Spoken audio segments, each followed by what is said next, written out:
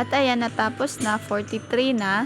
At ayan, nagka-calculate siya ng package size. At nakalagay dito 2 GB clean. So, ibig sabihin nito, meron na po tayong 2 GB free storage galing sa paglinis natin ng cache sa bawat application. So, sa ganitong paraan, pwede nating malinis ang storage ng ating cellphone at the same time, hindi mawawala yung mga important files or data sa application. Hello everyone! So for today's video, tuturuan ko po kayo kung paano linisin ang phone storage sa cellphone natin at malinis yung ating cache in just one tap lamang. So kung bago ka pa lang dito sa aking channel, i-click mo na ang subscribe button, pati na rin ang notification bell kasi nag-upload ako dito ng mga tips and tutorials na pwede nating matutunan at pwede nating magamit. So let's start!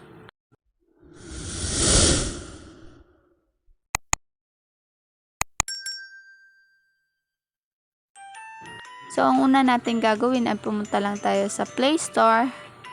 Then, after that, i-type lang natin dito yung application na One Tap Cleaner Clear Cache.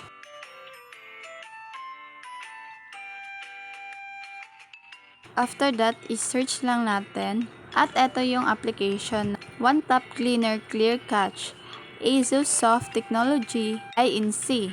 So, kailangan lang natin itong i-install or i-download yung application na ito. After ma-download, i-open lang po natin ito. So, after ma-open, ito yung makikita natin. Welcome to One Tap Cleaner. I-click lang natin itong continue or i-click lang natin itong get started. After ma-click natin, basahin lang natin itong description. After ma-back natin, automatic, may check na yung ating function guide. So, dito naman tayo sa grant permission. I-click lang po natin itong next step. Click lang po natin itong allow. After that, dito tayo mapupunta sa usage access. At hahanapin natin yung name ng application, which is One Tap Cleaner. I-click lang natin ito. After that, kailangan lang natin i-on yung permit usage access. After that, i-back lang natin and then dito nakalagay, congratulations, you're all set. Sunod natin gagawin, i-click lang natin itong continue. So, ito yung pinaka-dashboard ng One Tap Cleaner. So, nakalagay dito, Cache Cleaner, SD Cleaner, Defaults Cleaner, App Groups, Upgrade to Full Version, and Help. So, dito makikita natin yung kabuuang cache ng lahat ng application. Ang kalagay dito, cache size 2 GB, 2% ng aking memory, at meron din ditong use size and available size. Para ma-clear natin or malinis natin yung mga cache sa lahat ng application na nasa cellphone natin, i-click lang natin itong clear cache. So, after ma-click natin, ito lahat yung application na nasa cellphone. So, mapapansin natin, kada application merong nakalagay na cache at merong MB.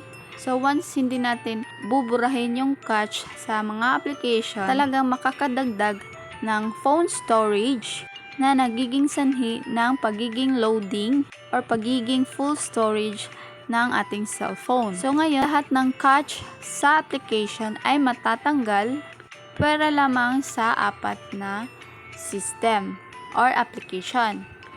So, dito sa baba, merong nakalagay, ignore apps, don't clear cache for apps of ignore list. And then, i-click natin itong ignore apps. So, ito po yung application na hindi pwedeng tanggalin ng cache.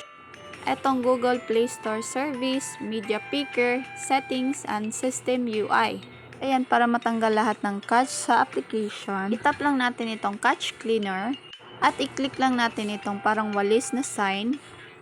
And then, i-click natin ulit itong logo. Then, i-click natin itong yes. At mapupunta tayo sa accessibility. Hanapin natin yung downloaded apps. At i-click natin itong One Tap Cleaner. At i-open natin itong use One Tap Cleaner. I-click lang natin itong allow. Tapos, i-back lang natin. Tapos, lalabas ito. I-click lang natin itong okay.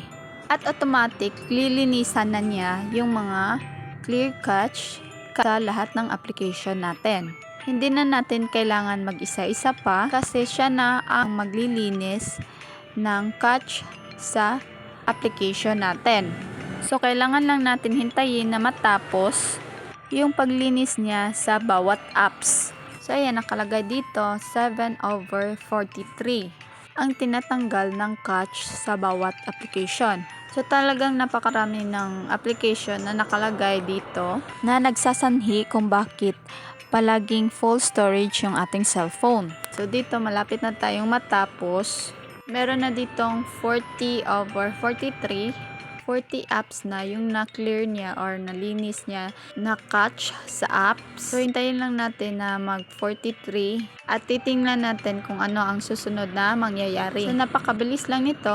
Ilang segundo lang, automatic matatanggal lahat ng catch sa application ng ating cellphone. At ayan, natapos na, 43 na. At ayan, nagka-calculate siya ng package size. At nakalagay dito 2 GB clean.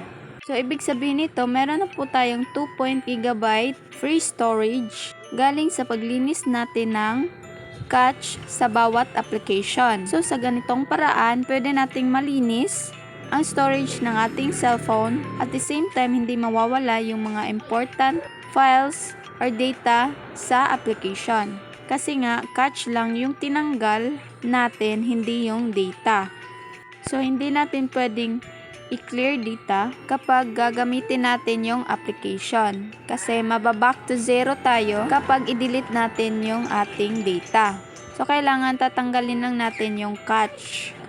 So, papatunayan natin kung talagang cache lang at hindi data yung natanggal sa ating application. So, pupunta tayo sa ating Facebook. So, kapag na-open na yung ating Facebook at hindi tayo nakalogin at merong mga pictures, ibig sabihin nito, cache lang ang tinanggal, hindi data. At nililinis talaga niya yung storage ng phone natin. So, sa ganoong paraan, malaking tulong talaga yung application na ito para matanggal natin yung mga excess cache na nagko-consume ng memory sa phone natin. So, dito na lang po nagtatapos yung ating video. Sana ay may natutunan kayo. So, kung nagustuhan yung aking video, please don't forget to like, share, comment, and subscribe for more tips and tutorials. Thank you for watching. God bless and bye-bye!